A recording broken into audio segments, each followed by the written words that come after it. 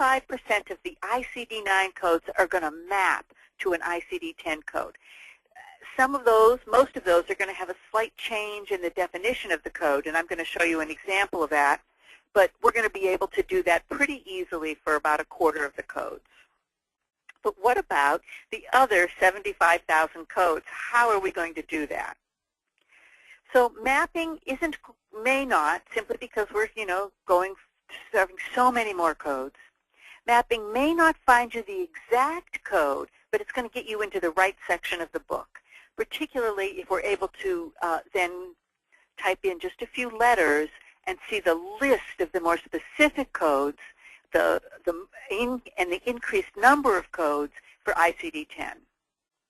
I'm going to talk later about gout, which is one of my favorite examples in ICD-10, about how it's exploded from the number of choices that we have, and show you an example of an unspecified gout code.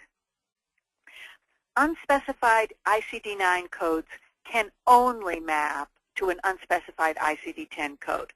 So I hope that most of you are using a program now and have turned that function on where you can see the ICD-10 code that's selected. And then if you open up your book, and again, it's the coders, they're going to pay attention to books, but then if you open up your book and look at that, you'll be able to see whether that was a specific or an unspecified code. And in the EHR, one of our solutions is that we're going to go and make those codes specific now.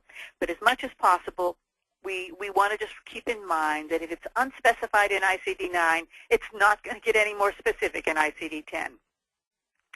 These programs are going to be most helpful if they're built into the